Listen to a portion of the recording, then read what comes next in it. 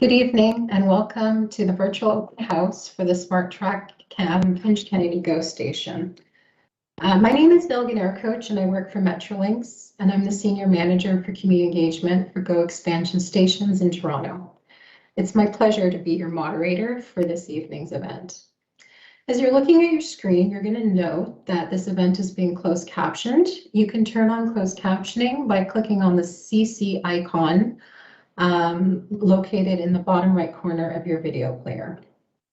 We've scheduled this meeting to last approximately an hour and a half. We're going to start with some opening remarks from our special guests. On the line right now, we have Councillor Nick Mantis, and hopefully we are potentially expecting a couple more elected officials to join us, but we'll start with the opening remarks, followed by a brief presentation, and then we'll take questions. But first, a land acknowledgement. So we acknowledge that the land we are meeting on is the traditional territory of many nations, including the Mississaugas of the Credit, the Anishinaabe, the Chippewa, the Haudenosaunee, and the Wendat peoples, and is now home to many diverse First Nations, including Inuit and Métis people. We also acknowledge that Toronto is covered by Treaty 13 with the Mississaugas of the Credit. Both the City of Toronto and Metrolinx, we take safety very seriously, and so we'd like to also begin our meetings with a reflection on a safety moment. Today I thought we'd look at some tips related to kind of the shorter days and longer nights with the recent end of daylight savings time. So there's some tips on your screen about how to stay safe on the road and at home, and I'm just going to pick out a couple of them. So, keeping a minimum distance of 1 meter when passing a cyclist on the road, slowing down, don't drink and drive. That's a good rule for every day, and take transit. At home, it's a great time of year to check your batteries and your smoke detectors and your carbon monoxide detectors. Check and replace your furnace filters, restock on emergency winter supplies, and practice some self-care, eat well, and get enough sleep. So thank you. I'm going to turn it over to Councillor Nick Mantis. Councillor Mantis, if you're there, would you like to give your opening remarks? Thank you, Nilgun. Good evening, everyone. My name is Nick Mantis. I'm the local councillor for Ward 22 here in Scarborough-Agincourt. I would like to thank the GO team and everyone involved for putting this presentation and open house together. Transportation is a major initiative that is needed in our city, and the GO line and the Finch Station does the interconnections between the Ontario line and all transportation modes in our ward. It is great for our city, great for our residents, so we can have more modes of transportation to get around in a better fashion. Now, I'd like to say to everyone, have a great evening, and let's have an open discussion in today's presentation. Thank you. Thank you, Councillor Mantis. I appreciate you joining us this evening, and I appreciate your opening remarks. I don't see the MPP, so we're going to move on, and if the MPP joins us a little later after the presentation, we'll give him an opportunity to speak as well. We're about to move to the presentation, but I want to provide some quick guidance about the Metrolinx Engage page first. So you'll be able to follow along with the presentation on your screen, but you can also click on the presentation materials link that is below and download the presentation for your later reference. If you scroll down, you're going to see that there's a number of people who've already submitted written questions. Take a minute and scroll through and read them and upvote any of the questions that you'd like to see answered. We like to say, great minds think alike, so before you ask a question, see if it's already been answered and upvote it instead, because we're going to answer your questions in the order of most votes. Once we get through the written questions, you may wish to ask a question live verbally, and you can do that by joining the Zoom room. Now, we're having a little bit of a technical difficulty with the Zoom room, so I want to, and I'll reference this after the presentation as well. To join the Zoom room today, if you scroll down, do not click on the yellow Join Zoom button. That one is the one that is not working for us, and do not click on the yellow Join Zoom button, but directly above it, there is a paragraph, and in there, there is a hyperlink that says join the Zoom meeting here. Click on that hyperlink instead to join the Zoom room. Hopefully by the time we get through the presentation, that will be sorted out. So just wait for my instructions after the presentation and we will hopefully get that fixed in time for the question period. When you're in the Zoom room though, my colleagues David and James are in there moderating for us this evening. So when we get to the kind of verbal questions, raise your hand in the Zoom room and my colleague will call upon you when it's your turn to speak and unmute your microphone. We ask that you keep your questions brief and that you only ask one question at a time. And also, don't ask the same question twice or 3 times because, be mindful of the questions that are being asked so that everyone has as much time as possible to participate. If there's more time afterwards, we can always circle back and do another round of questions. It is our goal to answer as many questions as possible today, but we might not get to every single question. You can write out your questions below on our Engage webpage, and we will respond to them shortly after this event if we're unable to get to your questions today. Again, just a reminder that this meeting is being closed captioned, so if you need to turn on your closed captioning, do that by clicking on the CC icon button, which is in the lower right-hand corner of your video player. Can I have the next slide? Okay, so we kind of went over, this is the structure for the meeting. We did our opening remarks. We're just about to move into the presentation, Q&As, and then we'll end at 8 o'clock. Can I have the next slide? So the purpose of this open house is to update the community about the SmartTrack Stations Program. We want to continue to engage with the community as we enter this new design and construction phase for our stations. And specifically tonight, we want to share the early detailed design concepts for the SmartTrack Finch-Kennedy GO Station. So let me introduce our panelists and then we'll move to the presentation. If I could have a panelist view, appreciate that.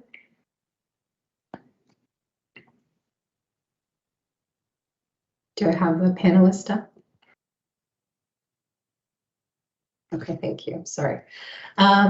So from the City of Toronto, we have David Bruto, who's the Senior Project Manager with the Transit Expansion Office. We have Anthony Irving, Manager, Stakeholder and Community Relations with the Transit Expansion Office as well. Greg Tokars, Program Manager with Transit Implementation in City Planning. Then from Metrolinx, we have Gretel Green, who is the Manager of Environmental Programs and Assessment. Gulam Mojadidi, who's the Manager of Stations Capital Delivery. Myself, my name is Nilgan Aircoach, Senior Manager for Community Engagement, and I'm also your moderator this evening. And also finally from For Transit, which is our technical advisor on this project, Rafe Galley, who is a Senior Project Manager. Thank you, panel. So I'm going to turn it over now to Anthony to kick us off on our presentation. Thank you, Nilgan. Good evening, everybody. Thank you for joining us tonight. My name is Anthony Irving. I'm with the Transit Expansion Office at the City of Toronto. I'm going to walk you through the SmartTrack Stations Program in general, and then what we'll do is then we'll get into detail on the actual station. So if I could have the next slide, please. The SmartTrack Stations Program will improve transportation choices within Toronto by leveraging existing transit infrastructure to serve more people. Combined with Metrolinx's GO Expansion Program, SmartTrack will transform heavy rail infrastructure in Toronto from a regional community service into an urban rapid transit network. Next slide, please. With 5 additional stations, all-day two-way service, increased frequency and quieter and faster trains, SmartTrack will expand transit access for Toronto residents traveling within and beyond the city. Another benefit for Torontonians is the network effect and the opportunities that come with a strong, more flexible transit system with seamless connections across neighborhoods and communities, more frequent service, and more new stations like SmartTrack Go. SmartTrack stations, along with other important transit projects such as the Ontario Line, the Eglinton Crosstown, Finch LRT, increases transit users' choices and provide more reliable route options that meet travel needs from work to shopping, recreation, and social trips. Next slide, please. SmartTrack will provide access to fast, safe, and reliable transit and offer earlier transit expansion solutions while the province's subway program is constructed. Service improvements from the SmartTrack Stations Program will provide walkable access to rail service for 83,000 residents and 91,000 jobs. The 5 new stations are projected to bring approximately 110,000 new daily riders by 2031 to the rail network and reduce congestion on the roads and emissions throughout the region. Next slide, please. So the program history, as far as October 2019, there was an agreement that was signed between the province and Toronto to advance the SmartTrack Stations program. Earlier this year, in February 2021, Toronto City Council approved the updated terms to advance the station program. In August 2021, a few months ago, the city and the province signed a revised agreement in principle, making a full endorsement for the 5 new stations that are going to be built in Toronto.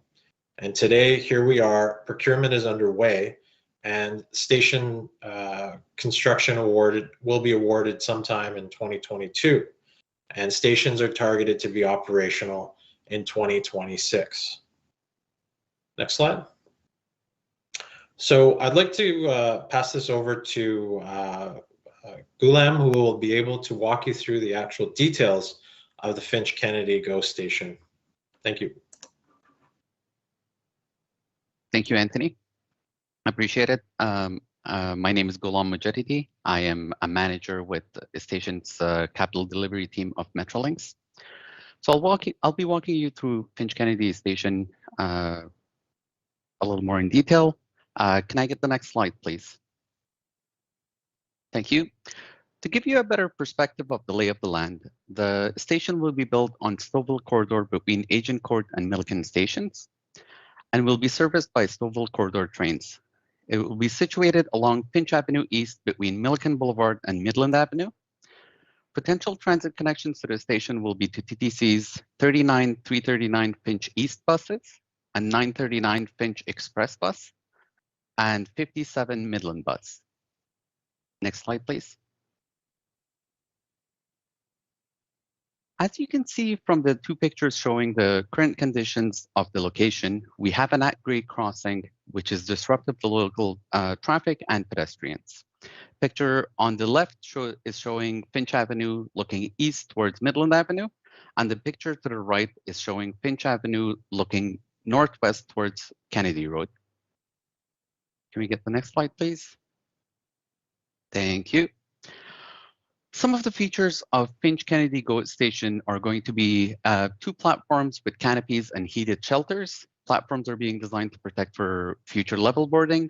We're going to have bike parking, station building, along with pickup and drop-off area for both Wheel-Trans and personal vehicles. As you can see in the rendering, we're going to separate the grade with a rail over road grade separation. There will be a ramp which will provide access to the main station building from the northeast quadrant of Finch Avenue. Next slide, please. Thank you. In this rendering, you can see a street view of the grade separation. There will be access points from the street to the platform and station building. As part of the project, we will be building 4 lanes on the street, 2 lanes each way. 2 additional lanes will be dedicated TTC laybys, which can accommodate 3 TTC articulated buses each. Articulated buses are the longer TTC buses. Should there be a need, these 2 lanes can be converted to street lanes in the future. And there will be sidewalks and bike lanes on each side of the street as well. Next slide, please. So the works for the project include civil works, for instance, grading, drainage, noise walls, utility relocations, track and signal works required to detour the tracks, as well as complete the grade separation. Boiler, generator, pumping station, electrical, mechanical, and communications rooms. In this rendering as well, you can see access to the station from street level and the TTC lay-by. Can we get the next slide, please? Thank you. So this slide is providing a plan view of the project. Starting from the bottom right side of the page, you can see new signalized intersection at Baylon Drive. Above that, in yellow highlighted area, we see the new access road to the station and the private properties. This ramp will be the main access road to the station, and it's an accessible pickup and drop-off area. In the blue highlighted area, we see the rail corridor overpass over the street. On the south side of the street, on either side of the corridor, you can see the station access points. On the north side of the street, in the green shaded area, we see the main station building and the service building, which will also provide access to and from the street level. All 4 access points will have stairs and elevators between the street level and the platform. Next slide, please. So to prepare for the upcoming construction works and to ensure we have minimal to no impact on utility services being provided to the community, we've started working with utility providers to relocate their services that are in conflict with our future construction footprint. Bill Canada and Rogers have already started their relocation works in early fall of this year, and their works are ongoing and expected to be completed early next year. Enbridge Gas and Toronto Hydro are both in design phase of their works and will commence their relocation works in 2022. At this point, I will pass it on to Gretel, who will walk us through the environmental aspects. Thank you. Hi, hope everybody's doing well. Gretel Green with the environmental section for Metrolinx. So I'm just going to walk through a few of the slides to kind of walk through what we're doing for environmental due diligence.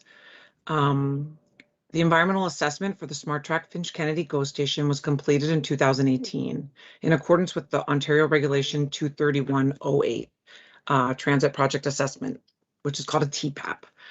During both the pre-TPAP and TPAP phases of public stakeholder consultation and engagement, over 630 people attended 6 public meetings and 110 people attended 10 stakeholder advisory group meetings.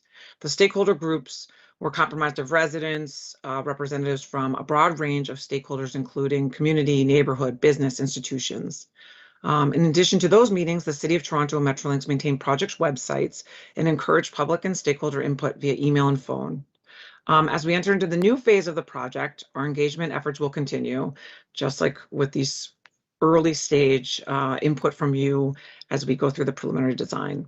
Environmental commitments identified in the TPAP and those outlined in subsequent due diligence studies will be addressed through the design and construction phases. So I'm just going to quickly go over a few of those environmental due diligence aspects for the projects. And I just have to go to the next slide. Sorry. Okay. So next slide. Yes, thanks. Noise, vibration, and air quality impacts from the operations of the proposed projects were assessed in the EA, as I said, through different environmental reports. Before construction starts, the contractor will develop construction assessments and management plans, which will identify sensitive receivers and zones around the projects. These activities will identify through construction-specific assessments that could impact noise, vibration, and air quality on the receivers and zones. Those reports will also outline applicable law, standards, Metrolinx guidelines, and set limits for noise exposure, etc. All of that information will be captured in those plans. It will be reviewed. And some of those plans are included are air quality management plans, construction noise management plans. During construction, best management practices will also be included. You know, they're required to use the most efficient equipment and tools and ensure everything is in good working order. They will adhere to applicable laws, standards, and guidelines. You know, we will install erosion and sediment controls with additional dust controls, such as street sweepers, water trucks. mud mats, et cetera, like that. We have monitoring. We have continuous and simultaneous monitoring that's required for air quality and noise when working close to sensitive receivers. We receive real-time email alerts for any exceedances of air quality when they're set up near sensitive receivers. Reporting is included, monthly reporting, and also there's reports for exceedances and spills and things like that. During operations, we also, the EA would have identified air quality, noise, and vibration studies to make sure that noise levels meet with the new station coming through. And we're going to go to the next slide. And this is your neighborhood, a picture of the current setup of the noise wells on the south side. Existing noise wells on the southeast end of the Stouffville rail corridor will be removed to facilitate the railway detour, and temporary noise walls will be installed during construction. When works are completed, new noise walls will be reconstructed to ensure the current requirements for noise mitigation, including absorption, are incorporated. This means that new walls will not be reflective, which would maybe increase sounds. We ensure they're absorptive. The current walls are considered absorptive. The height of the wall is based on the spatial relationship between the source and receptor, as well as local topography and built form. So that will also be assessed again. We also just so you know, electrification is occurring in this area, and we will be part of GO expansion. You know, we will be electrifying over 200 kilometers of new track, and over 600 kilometers of track that's already existing will also be electrified, which will help with noise reductions. And I just, and we also are committed to, in the meantime, as that GO expansion is occurring, we are also installing locomotive exhaust noise silencers or on diesel locomotives that are in operation now, which actually decreases the sound of the trains by 3 dBH. There are a total of 56 locomotives that require this modification. 30 have been completed as of October 2021. And we have done some calculations in-house, and we basically estimate that 3 per month will be happening, and so that all 56 will be completed by the third quarter of 2022. Next slide. And just so you know, we are doing the grade separation. As part of that grade separation, which has many benefits, and for all of you, I think it'll make you happy to know that there will be a reduction of noise from level crossing signals and train whistles, because that will eliminate the need for those whistles and signal crossings. But in the construction phase, there will be a temporary noise wall put along the south end of Finch Avenue for the detour for residential properties on the south side of Finch Avenue to mitigate for the construction of the bypass that allows for that separation to be dug as the roads sort of move to the south for a temporary amount of time. Next slide. Just last, I can't help but talk about trees. So at 2018, tree inventory plan was identified where tree removals and injuries will be required to accommodate the new station, grade separation, and associated construction work. An updated arborist report will refine tree impacts based on the current station design. Tree removals and or injury permits will be obtained by the City of Toronto for all affected private and city-owned trees. Trees adjacent to the construction activities will be protected with tree hoarding. Compensation for all removed trees, replanting, like for example, replanting of new native trees or payment to the city per their bylaws will occur in accordance with City of Toronto bylaws. You may have noticed that some trees have been removed already within the Metrolinx owned lands, or what we call the Metrolinx right-of-way, for the GO expansion electrification project. Early works program and compensation for those trees, as well as any other trees that are on Metrolinx lands, will be compensated through the Metrolinx vegetation guide.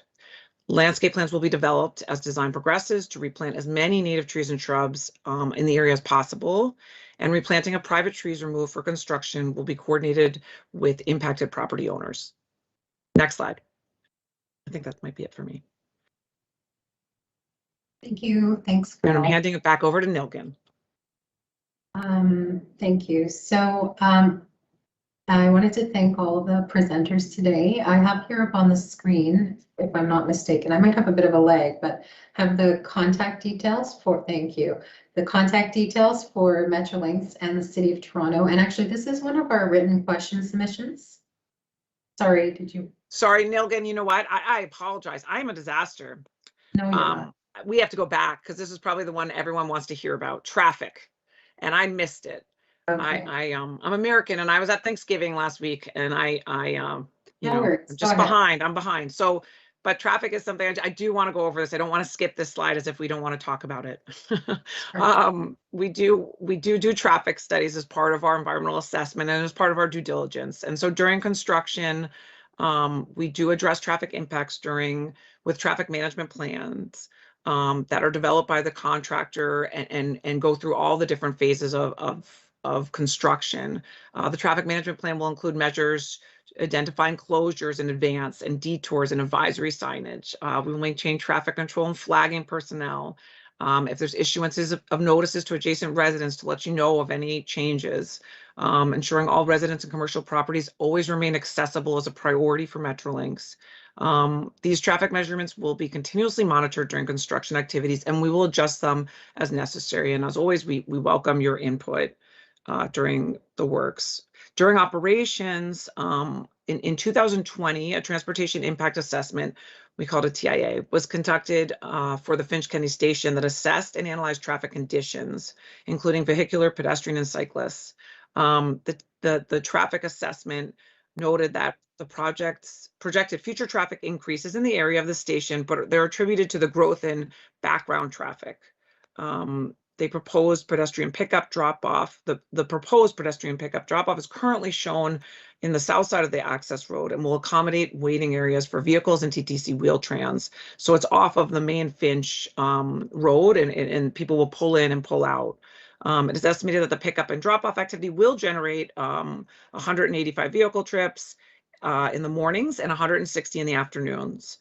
Design is being progressed to ensure minimal impacts to traffic flow, including traffic signals, pedestrian signals, left-hand turn signal arrows, and improving pedestrian and cycling connections to encourage people to get to the station without driving.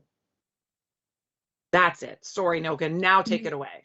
No worries. Thank you, Gretel. Can I have the next slide? Thank you. We're going to wrap up the presentation and head into our question and answer session. Before that, actually, I want to make sure that you guys are aware on how to reach us and how to reach the city. This is actually one of the questions that were submitted, so I just want to take a minute to point out at Metrolinx, we have the Community Relation Office for Toronto East, and we have our email and phone number there. I would strongly encourage anyone who wants to keep up to date with the project to sign up for the Toronto East weekly e-blast newsletter. And you can do that by visiting www.metrolinx.com/subscribe. We also have, from the Metrolinx end, we have this engage page, which will remain up and that you can visit by going to the web link there. And we have a dedicated web page for SmartTrack and SmartTrack Stations by going to metrolinx.com/SmartTrack. Now, from the city's perspective, they also have a web page at toronto.ca/SmartTrack. That material there is a little more specific to the station program generally, but for now, the details of the station kind of live on the Metrolinx page. Both web pages are linked to each other, so really if you go to one or the other, you should be able to navigate to either page quite easily from one station or the next. So can I have the next slide? Thank you. Okay, so that is the end of the presentation. Again, thanks to the panelists who presented, and we're going to move now to the question and answer session. And I am going to start by reading out some of the questions that have been submitted in writing below, and we'll start taking questions.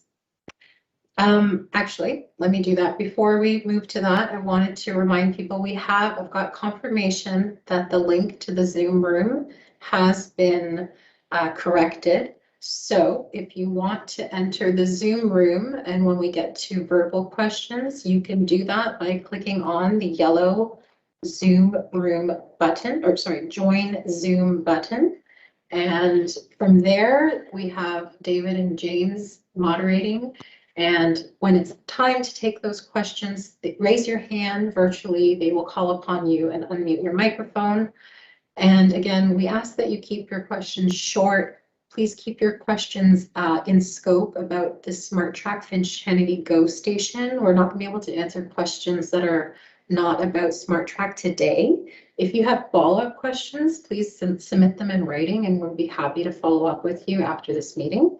And if we don't get to your question tonight, we will follow up, submit it in writing, or you could email torontoeast@metrolinx.com and we will follow up with you and make sure we answer your question. Okay, so I'm going to start with some written questions here. The first one is actually for me, so I'm just going to read it and then take it. The first one is about Go TTC co-fare fare integration. And the question is, will there be a Go TTC co-fare, such as a fare discount for using both systems? So right now, there's some work that's underway about future fare setting. So those decisions are still being considered in the broader context of regional fare integration. Metrolinx in the province, we are continuing to engage with the city, including TTC and other municipal partners, to develop a regional fare integration framework. So, our goal is to ensure seamless travel experience throughout the region and throughout Toronto, but work is kind of still underway. So, we continue to work through regional fare integration, but I don't have a very specific answer about this station today. The next question I have is for Gulam. Gulam, will Finch need a grade separation the way that Steeles does? Steeles needed a grade separation due to stop and go trains at Milliken Go. Double track was just installed at Finch. Could grade separation not have been done at the same time for less cost? Thank you for that. That's a very good question. So thank you for the question. There are consistencies between the station project and the grade separation project. For instance, we have station access points from all sides of the grade separation to the station and the platforms. There's a lot of consistencies when it comes to the works overall, including access to the station building itself. So to take all those points into consideration, it makes a lot more sense to integrate the grade separation project with the station project rather than the double tracking project.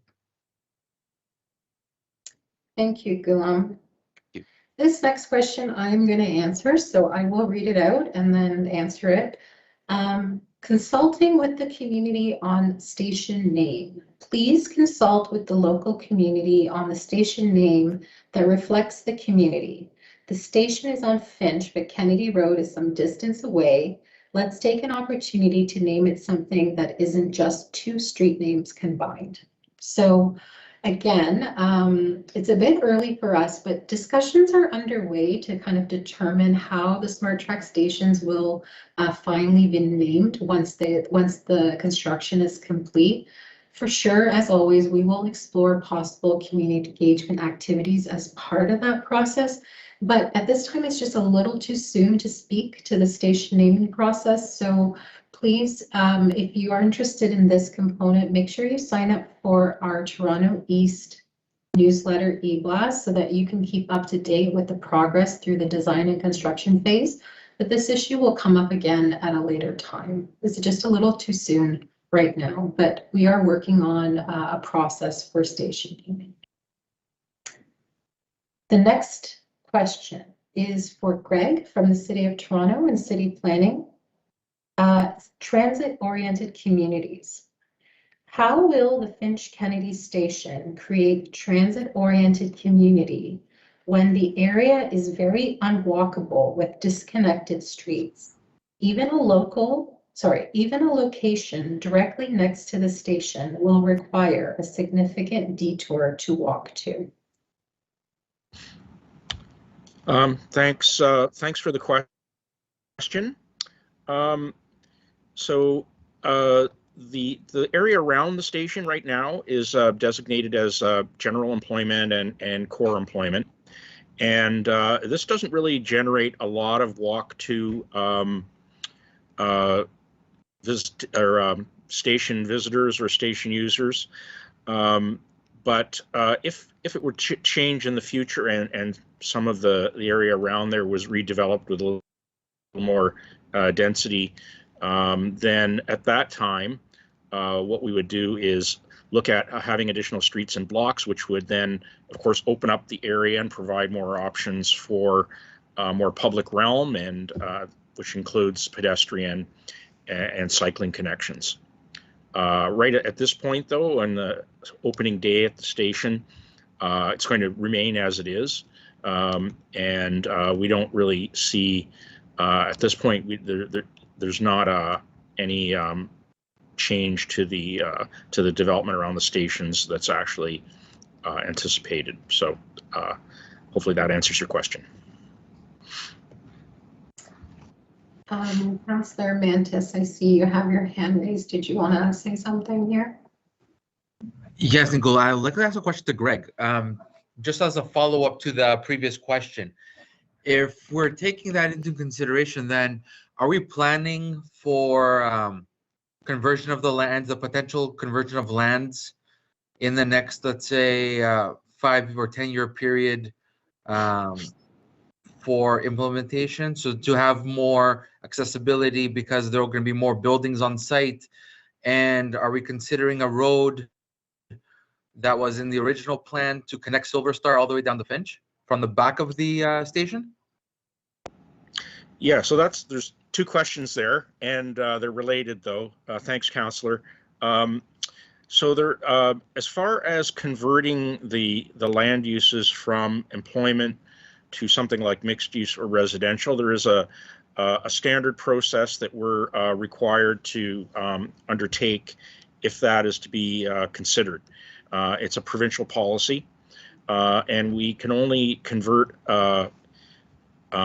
employment uses in the official plan to mixed use or residential uses as part of a municipal comprehensive review. And that happens every 5 years. It's actually underway right now, as you probably know, because it's come to council. I think it was in February, there was a report. And we do have a number of applications all over the city from property owners to convert their properties from employment to residential. And actually around this station, there are several of the landowners around the station have applied to that process, and that's part of the public record. You can go to the website, or anyone in the audience here, if they were interested in that, could go to the website and see which properties those are. Those are going to be considered through this municipal comprehensive review over the next few months, and I think we're aiming for April for having a council report on staff recommendations on those conversions, and then that will be going to the Minister of Municipal Affairs and Housing for final approval, probably in the fall. So then, at this point, though, no decisions have been made whether any of those conversions are going to happen, and that's going to come to council in the spring. The second question you had was the northern entrance. So the history of that is that the northern entrance was part of the original plan, and that's because we were intending to have the pickup and drop off away from Finch. But what happened was last 2020, when the station program was started up again because it had been slowed down a bit, there was a redesign of several of the stations, and for this station, it was decided to take out that northern entrance and move the pickup and drop off to the access road down at Finch. And I don't know if everyone has seen that in the plan that was just in the presentation. There's a little loop there for pickup and drop off, and so the northern entrance was deleted, and so that was in the report to council in February, where council approved the current designs, and so now that's the approved design. It's a reference concept design, and it's out for procurement. So if there was any interest in adding that back in, of course there's a capital cost to it, but it would also have to go. There would have to be a discussion of who's going to pay for that, and it would be a council decision. So that's it's a bit of speculation right now because we've kind of moved past that. But yeah, that's a great question, because if those of us who have been working on this for a while remember that the previous design. Thank you, Greg. Thank you. Okay, Nilu. thanks, Councillor. Thank you, Greg, and thank you, Councillor Mantis. So that was kind of the next question. I think you answered it, Greg, about the history around the additional access point around Silver Star Boulevard. So thank you for answering that question as well. We have the next question here about traffic on Finch. So I'm gonna put this one either to Rafe, I believe, but maybe Gulam. And the question is, will you keep 2 lanes of traffic each way on Finch during construction period? Will you also keep 1 sidewalk open? Or Gretel, is that for you, actually? Well, I can take that. Okay, thank you, Rafe. Yeah, so that's a very good question, actually, because during construction and the detour of the project, there will be a detour that will be constructed on the south side of Finch Avenue. Will be 2 lanes each direction, and the sidewalk, due to the restriction of the space that we have on the south side, there will be an MUP. There will be the sidewalk, and for any pedestrians and cyclists will be on the north side, positioned on the north side of Finch, in order to maintain pedestrian access and moving in the east-west direction. On the south side of Finch, close to between the limits of between the limits of the final condition or the final project boundaries, to the south of that, there will be the 2 lanes on each direction for a detour while the project is going. Thank you, Ray. I have a set of, Ray, actually stand by. I have a couple questions here that I want to bundle together, if you don't mind. Yep. One of them is about connectivity to the TTC and about the buses. And the other one is about whether there will be a bus terminal at the station. And I'm wondering if we can also bundle that. There was a question that just came in about whether there will be any parking at the station. Yeah, these are all valid questions. Now let me explain. Actually, if we can put, actually, if we can, slide number 15 on the presentation on the screen. So one question at a time. With respect to the slide before that, that would be great. No, the previous one, I think that shows the area. That's the one. Okay. So with respect to the connectivity between the buses along Finch Avenue through the east direction and west direction, we have the lay-by, as Gulam has mentioned, one on the north side of Finch, one on the south side, and these will be good for 3 articulated buses. All the buses, which is, I believe, 39 and 939, that access Finch Avenue, the Express, and will be stopping at the bottom of that great separation, and to communicate passengers up and down through the 4 quadrants, like in the northeast, northwest, southeast, and southwest. There will be access to the stations and platforms through a stair and elevators on each quadrant. So each quadrant will have stairs and elevators to access from bottom of the great separation up to the station to connect to the platform. So the connectivity in this regard will be very flexible and will suit all directions. With respect to the wheel trans access, as you see in the slide, you'll see the wheel trans on the northeast. That access road, which will serve as an access to the station, the main station building, and also to the properties on the northeast side. So that Wheel-Trans will be providing the access to the station as you see in the picture.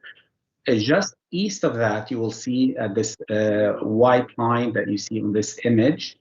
There will be about 16 to 18 autos spots for vehicles to stop to pick up and drop off passengers from that area.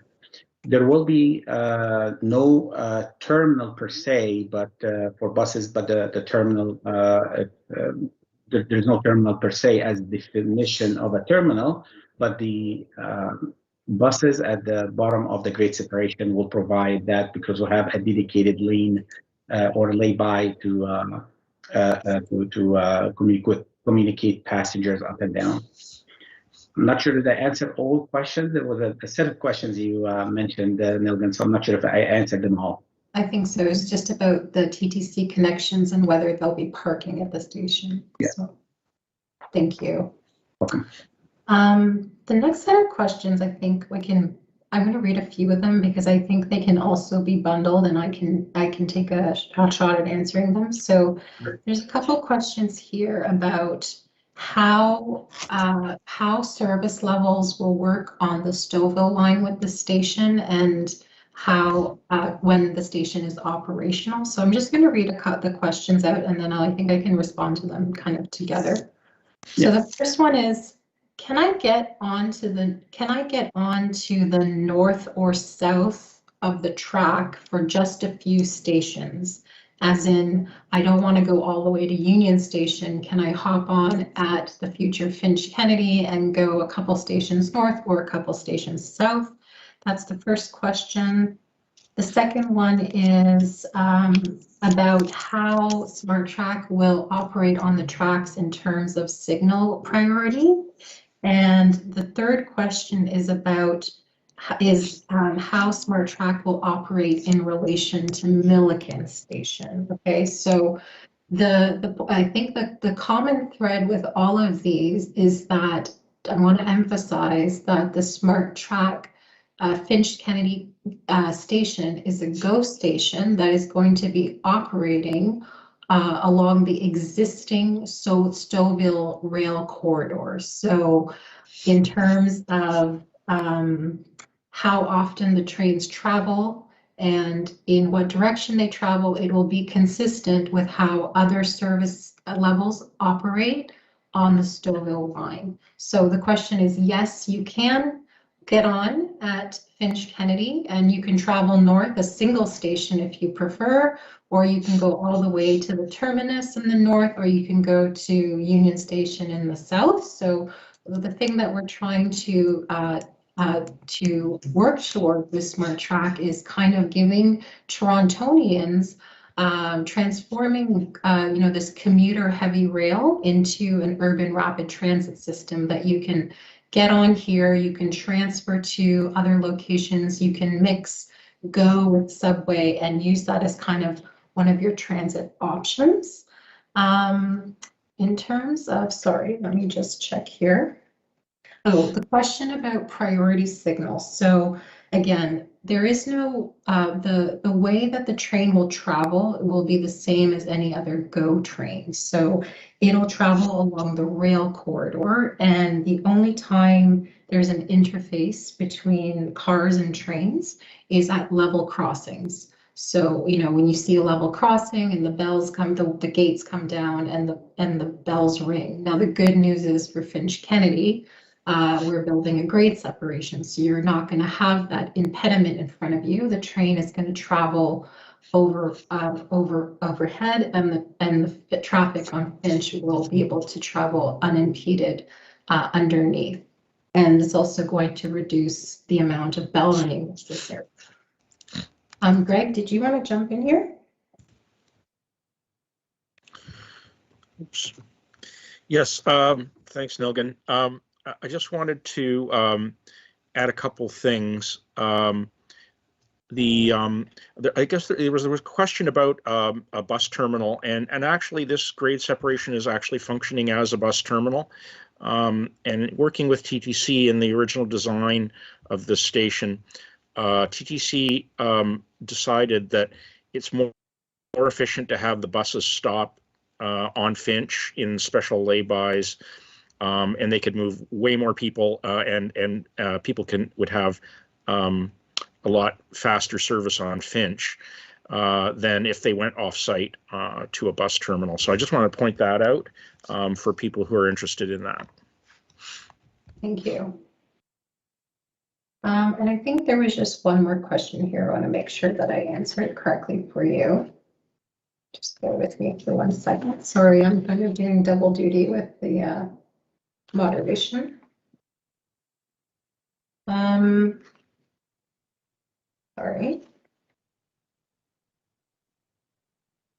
No, I think that's it. Yeah. So like I said, I think that the point of with all those questions is really wanting to emphasize that this station is going to be serving the existing Stouffville GO rail corridor. And so the operations in terms of how the trains will travel in the direct where they will go and in terms of frequency is all kind of consistent with how other trains and other how frequent other trains travel on the Stouffville rail corridor. Okay, we're going to go to the next question here. And we're almost done with the written questions. Gretel, I have a question here. When they do the big dig, where do they take the removed dirt to? That's a great question. And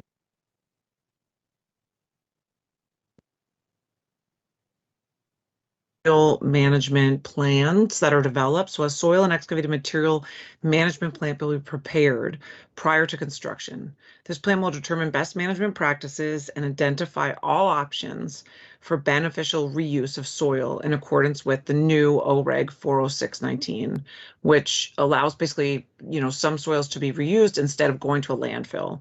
It's actually a great new regulation. The soil will be sampled, and if it meets the applicable guidelines, will be reused on site if possible. If the soil cannot be reused on site, it will be transferred to an approved receiving facility, which is typically not a landfill. If it meets the guidelines, it can be used, at another development, somewhere hopefully local, where they're not traveling too far. If the soil is found to be contaminated and cannot be reused, it will have to be disposed of as a licensed landfill facility.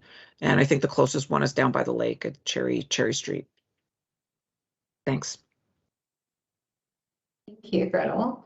I have one last question here, and then we're going to move over to the Zoom room. And it is, what type of fare system will SmartTrack use? So again, SmartTrack, the SmartTrack GO Station is a GO Station. So it's the same kind of fare structure as a GO train.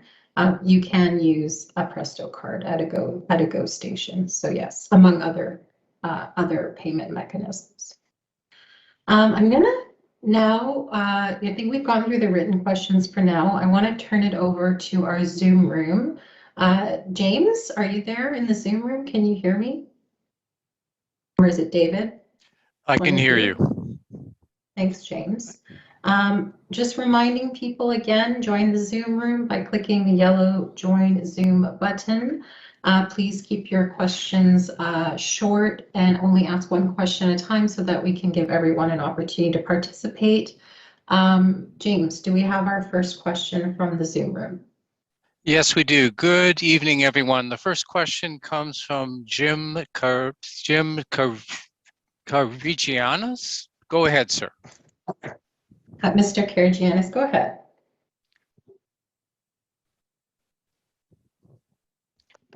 Have you unmuted him, James? I'm trying to do that now. Give me 1 second. There's a problem with my cursor. Just bear with us, and I beg your pardon. I'm just trying to do that now.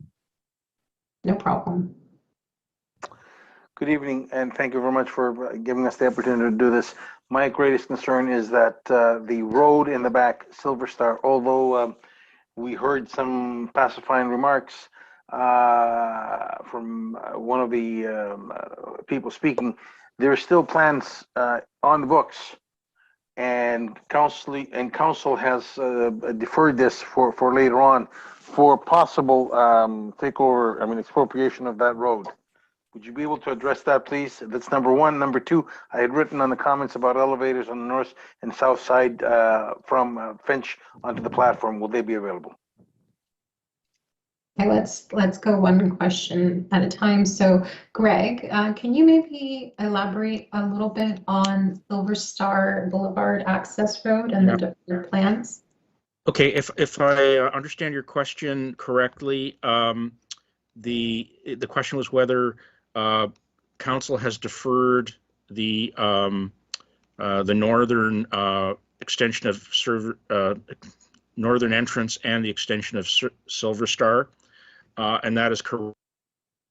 In the last council meeting where this program was approved in February of this year, the recommendation in the report was to defer that road and to actually move the pickup and drop off to the south end on Finch, and you can see that in the picture here that's on the screen.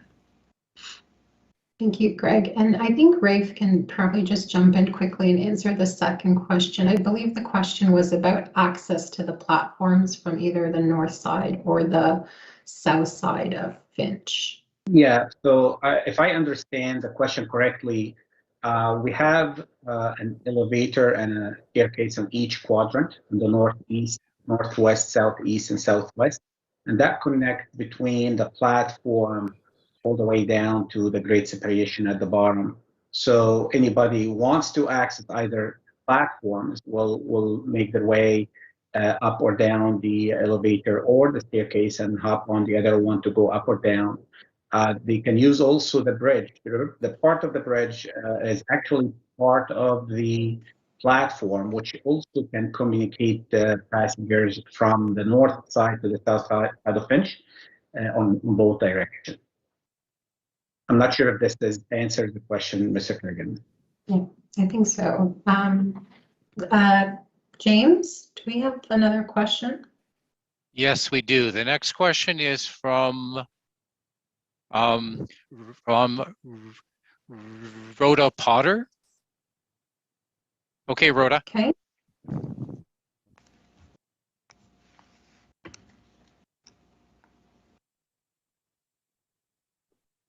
We're having some problems here with me. I'm trying to unmute her mic. There she is. Okay. Thank you for taking my question. I guess this question is directed to Greg. There are people that live on the south side of Finch at this station. However, they have grave difficulty getting to that station unless they drive. And a concern from that community has been that there is no parking. In your design, you have wonderful cycling pathway. Where does it go? How are you going to service the people who already live in that community to be able to access this station?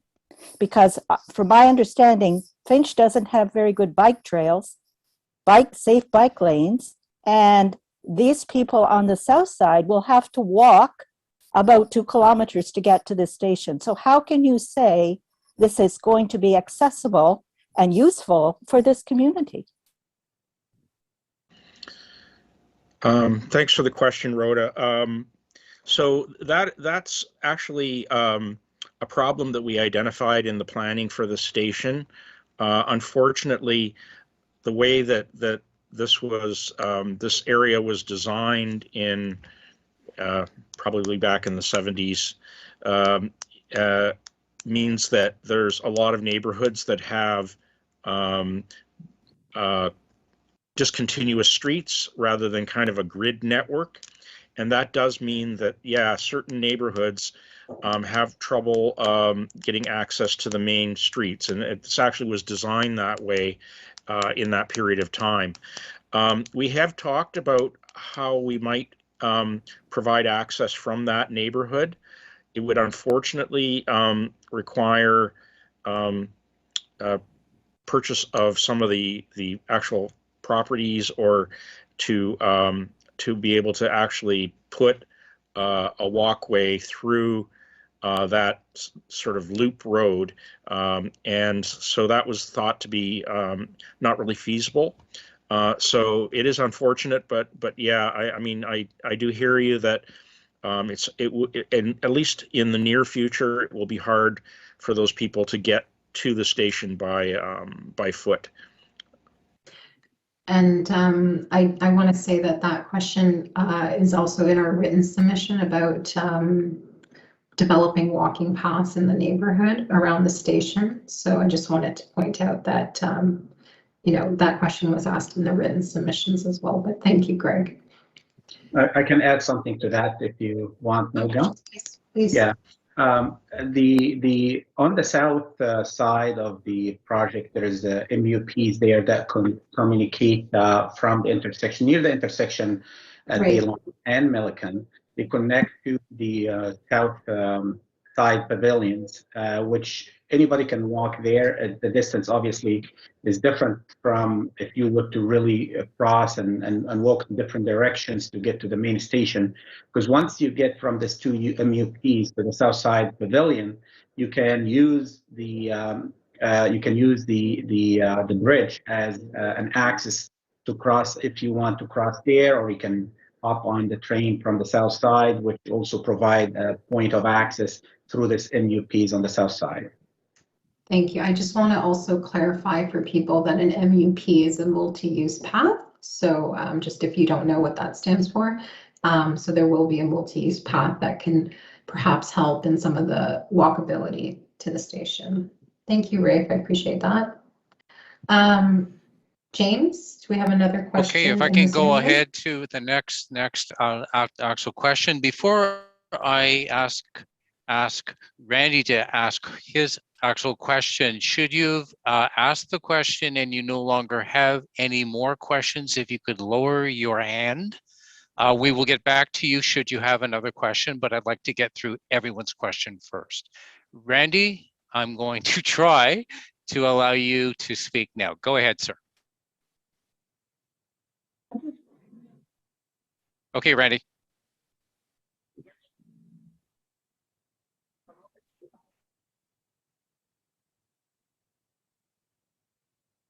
Try that again. Hearing. I don't hear him either. I'll try it again. Okay, Randy. Are you there, sir? That's unfortunate. We will get back to you, Randy. I am very sorry. We're going to move on to the next caller it is Anusha. Anush, what's your question?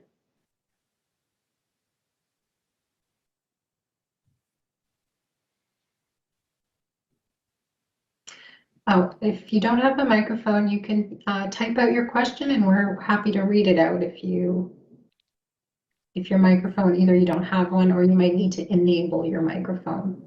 Okay, I'm going to go back to, okay, Randy. Are you there, sir? Okay, I'm moving on to the next question. Hopefully I can ask kindly, Randy, if you could scribe the question so that we can have it.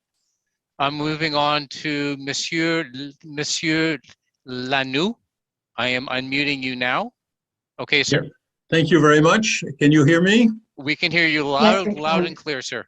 Okay, when I looked at the slide number 15, when you look at the overpass over Finch, it seems to me that there is no canopy at all for the pedestrian going from the south side to the north side and vice versa to take the train. It seems to me that it will be windy and it would be preferable to have some sort of a canopy for the people to cross over Finch Avenue. Would you comment on that?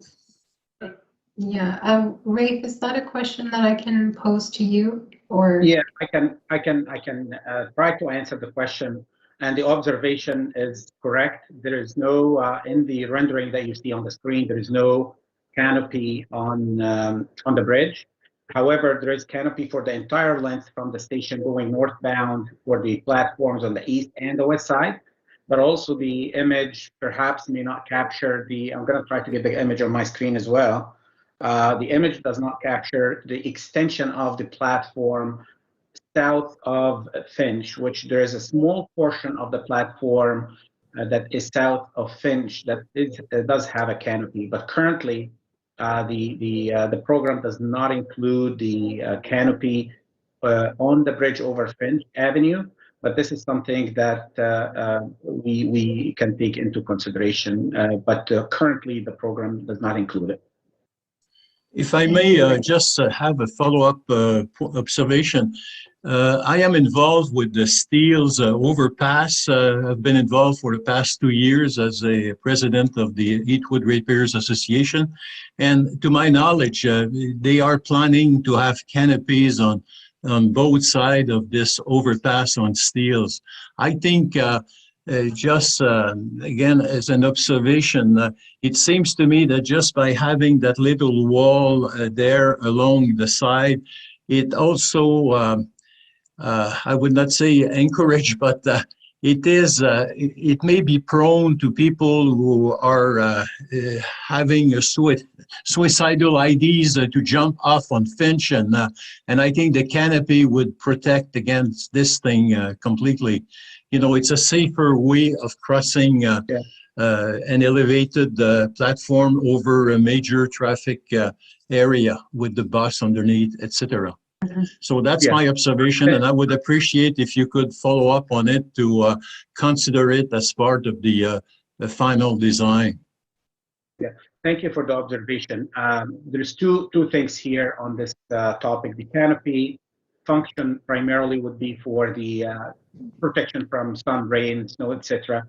The other point that you mentioned about having some sort of a barrier to prevent someone from, jumping off or whatever. This is something in the program right now. There is by code there is a concrete barrier which we will install on the top of that concrete barrier.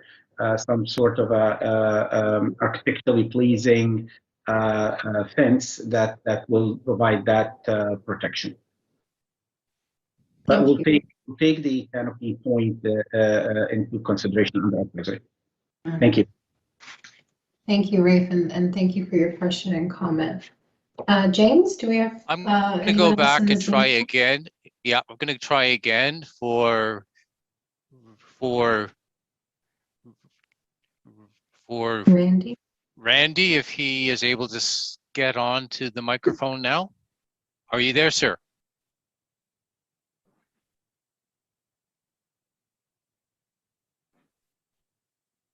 No, I don't hear anything. What about? No, that's unfortunate. Okay. And Anusha. Yes, can you hear me now?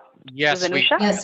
Oh, yes. Finally. Okay, thank God. Okay, I had my own nightmares with the tech system here, but thanks for the opportunity. I live right along Petworth Crescent, right? So pretty much that south side corridor along that station, the Finch-Kennedy Station. One of my house is actually the impacted house, so I have received some paperwork from you guys in regards to PTE and easement related, forms. My question is, with the grade separation and the civil work, what kind of impact is it going to have on my home, which is right around that corner, right? Is this grade separation going to be visible to my house, like from my backyard? Right now, there's a wall separating, the train lines and my home. Now that the elevation is going to go up, am I going to be able to see that from my house? So, Anusha, I would suggest that we have a conversation offline out of this to talk about the individual impacts. We don't want to, we want to make sure that we're clear about, your property, your address, and the impacts. So I would suggest that I will connect with you if you following the meeting. Sure. And we can maybe set something up to have that discussion with our property team as well. But I don't know, Gretel, if there's anything you can say more in general terms about impacts. I know we talked about noise and mitigation and things like that, but I don't know if there's anything you could add in a more general sense. So that is a great question, and I actually hadn't thought about if the height would change. I would think that the height doesn't change visibility-wise because it's at grade, so it shouldn't change your visibility. We are looking at impacts from the station and adjacent residents. So I think if we get your address, we are happy to reach out to you. Sure. And give you some better details and specifics. And I think Rafe might actually want to talk. I see his hand up. He probably has specific details for you, but we definitely do want to help and mitigate, adjacent impacts. So, right, Rafe. I mean, it's an enhancement for the community, but I can make a general comment. Actually, the grade separation improve the circulation and the intersection with respect to noise, etc. Because when you think about it, that the retaining walls that really depress that road under the bridge act as a barrier, a sound barrier, and also at the street level, at the level that the houses are at right now, that there will be nothing really that would, as far as traffic is concerned, would really impact the properties. But that in a very general terms, depending obviously where you are. I mean, there might be some specific question that would be addressed by Metrolinx team. I'd like to add also what you mentioned previously, Gretel, that during construction, the detour, there will be a noise wall installed in the temporary condition to prevent any noise and all the construction activity from the properties, which will help a lot to reduce that impact during construction. Thank you, Rafe. And Anusha, if you can please send an email to torontoeast@metrolinx.com, and we will pick that up and reach out to you directly to set something up to talk about the specific impacts to your individual property, okay? Thank you. James? Okay, I'd like to go to the, yep, so we have another question here from Hilla Master. I'm going to unmute you now. Okay, Hilla. Sorry, I think that I had put this up, but I got my question answered. Okay. Okay. Thank you. That's wonderful. Thank you. I'm going to try one more time for Randy. Give me 1 second. I'm going to find him. We'll give Randy one more chance here to see if we can connect. One more time. Yeah.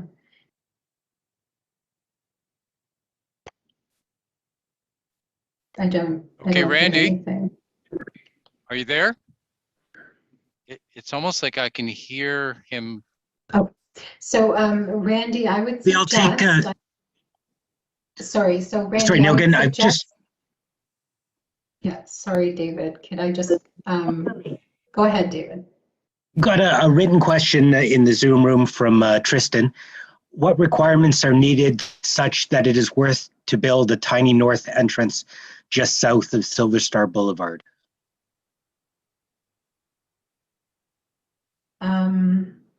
So could you read that one more time, just a little slower for me? Sure. And I'll invite Tristan, if you've got any clarifications, you're welcome to type them and I'll read them as well.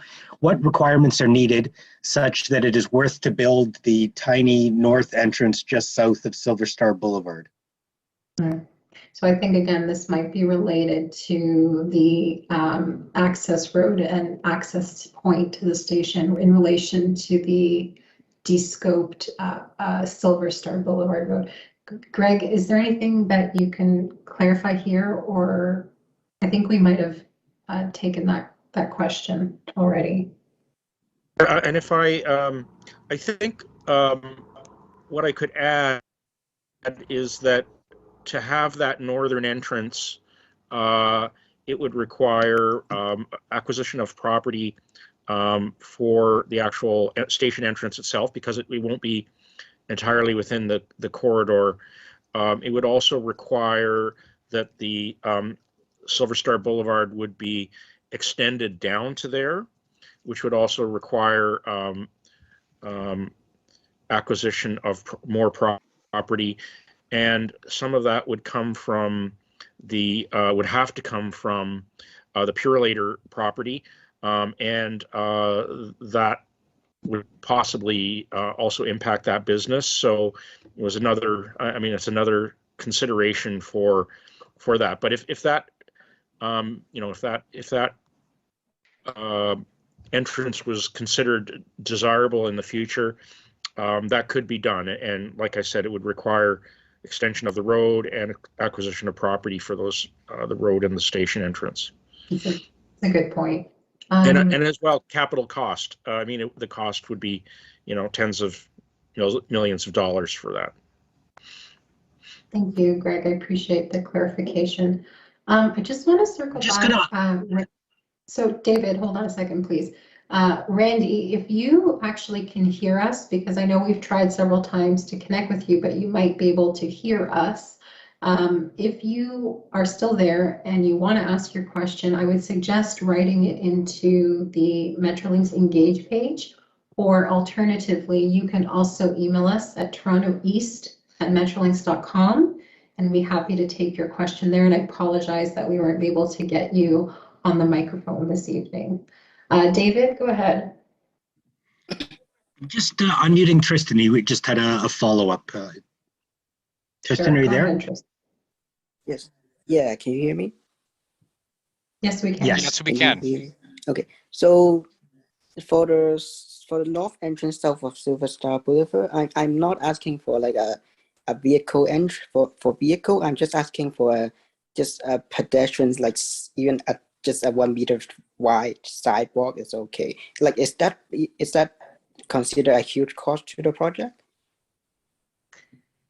I mean, yeah, I would defer back to Greg, but I think regardless, it would probably require expropriation of land. So I think the requirements, they might change, but they would be in the same realm. Greg, I don't know if you can confirm what I'm saying. Yeah, it's actually a bit of a Metrolinx question as well, which I might throw over to Rafe or Gulam. But my understanding is that generally Metrolinx likes to have some sort of vehicle access. So just a sidewalk would not be would not be enough. And for safety reasons, for example, for ambulance, fire services, you would have to have something wide enough that they could access the station building. And so it would it may not be as wide as a city street, but it would still be something that probably, I don't know that area that well, but probably wouldn't fit within the corridor lands that Metrolinx already owns. So it would require, again, like I said, some sort of acquisition of property, and to get from Silver Star, where it ends now, down to there would be, I don't know, some couple hundred meters of some sort of access, a road or path. We used a multi-use path to get to this northwest corner, where it can also be accessed by service vehicles and emergency. Thank you. Thanks, Greg. I appreciate that. I'm just going to check. I don't know if Gulam or Rafe, if you have anything to add, but I think that was pretty. I believe Greg captured it fairly well. I don't know if Rafe has any comments to add, but the area is fairly congested, and if we were to add any additional, even if it's a sidewalk to the platform, if that's what the questioner was really asking, that would require additional lands, and it is significant distance, so that obviously adds quite a bit of cost and disruption to existing businesses that are in their area and so on. Rafe, I'll pass it on to you if you want to add anything. No, I think that's perfect answer, Gulam and team here. As there's nothing really to add. Very valid point. Yep. Thank you. We have a few more questions. So I'm going through another one of, so then the rotation for the questions coming through again, going back to Mr. Karagianis, please. I'm going to try to unmute you, sir. There you go. Thank you very much. It's Friday afternoon, 2 o'clock, 2:30. The mosque at 4140 is at prayers.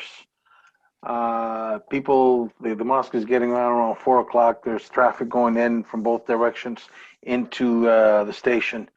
How much of an impact will your the front there, late, I mean, kiss and ride, how much of an impact will it have? How many cars will you be stacked on both sides of Finch, going westbound and going eastbound on the at the intersection there I believe it's it's not Baymouth, it's Baylon and Finch. Have you done the studies yet? Have you done an impact study? Yeah, so thank you. Gretel, I think we talked about this a little bit in the presentation. Can you elaborate on the number of trips that we expect in pickup drop-off? Yes, I can. Sorry, let me just look that up again. I think it was 165, and I'm looking for my mouse. It is, I have those numbers here, I believe, in traffic. So we have 185 vehicle trips in the AM, and I mean, this is estimated, and 160 in the PM peak hours. So that's going to be during, you know, I would assume, actually, Rafe could probably answer that, but it's probably 4 to 6, right? Or yeah, so yeah, that sounds right, Gretel. Does that help, or do you want to continue with that? Like, so yes, there will be numbers, but they will also be inside of that loop, which, you know, they're coming off of the street. So oftentimes our PUDOs and our drop-offs are on street, and we really made an effort to take it off, so we're not creating additional traffic and noise. And Gretel, I think we also talked about some of the other mitigation for traffic around the signalized intersection and things like that. So we can get into if you want, I can just do a few, if it helps, I can do some specifics for that. And Rafe, correct me if I'm wrong, but we had looked at, so, you know, we're looking at different traffic options with traffic signals for Finch Avenue and Baylon, accessible pedestrian signals, a left turn arrow, exclusive left turn phases for eastbound traffic, or installation of traffic signals at Finch Avenue and Baylon, which would result, those would result in a safer operations for an increase in capacity of vehicles. We also have the eastbound traffic left turn with an exclusive left turn phase will operate to ensure that those are not holding up the rest of traffic and moving them forward. So I think we're looking at trying to reduce that traffic where we can. Anybody else want to add to that? I think you described it correctly, Gretel. This intersection will be signalized, but I believe also Mr. Karagianis is referring to a specific time during the day after prayers. And in my mind, this time will be the frequency for the trips for the GO will be at minimum in my mind, and that will suggest that there will be no real issue. But obviously during the study we will address all these items, but I believe to address the specific question about the timing at the time of the prayers of the property there that is located in the northeast, it will be at times where the traffic or the frequency of the GO train is at minimum. Thank you. Thank you. I'm just looking at our time, and we have about 6 minutes left to wrap up. So I want to say thank you to everyone who participated today. If you had a question either in the Zoom room or in the written submissions and we didn't get to them today, I do apologize.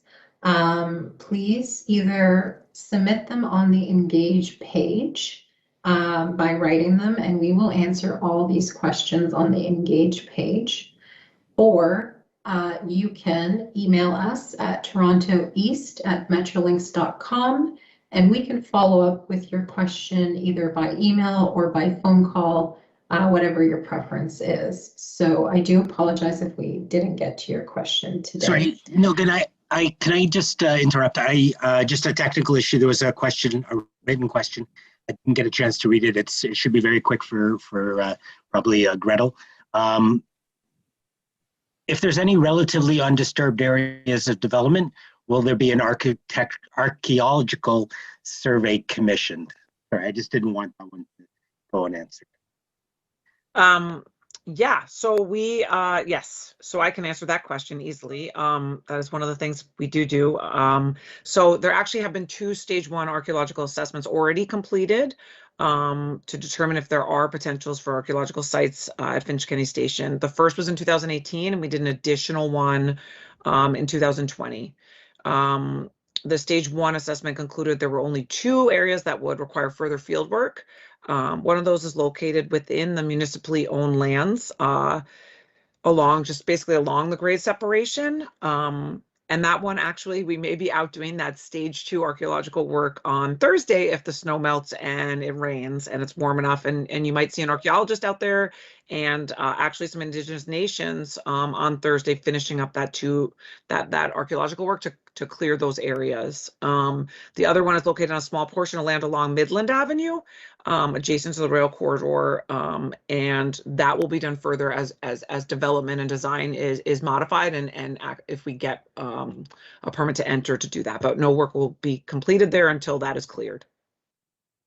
Thank you, Gretel, and thank you, David. I'm sorry we missed that question earlier. It was submitted earlier and we missed it, so I'm glad we were able to squeak it in there. So thank you. Once again, I'll give my little spiel. I apologize if we didn't get to your question this evening. Please either email us the question, torontoeast@metrolinx.com, and we will follow up by email or phone, however your preference is, or you can submit the question on our Metrolinx page. I want to thank everyone who joined us to participate today, and also our panel, and also Councillor Mantis. Thank you for taking the time. Did you want to say any final words, Councillor Mantis, before we sign off? No, Glenn, thank you for everyone for attending this evening, and let's move forward with with the ideas and any more questions that we have so we can address to better implement them for the design of the station. Thank you. Thanks, Councillor Mantis. And again, thank you to all the participants and thank you to the panelists. And I hope everyone has a great evening, and I look forward to engaging with the community as we go forward in this kind of next phase of our project. So thanks everyone and have a great night.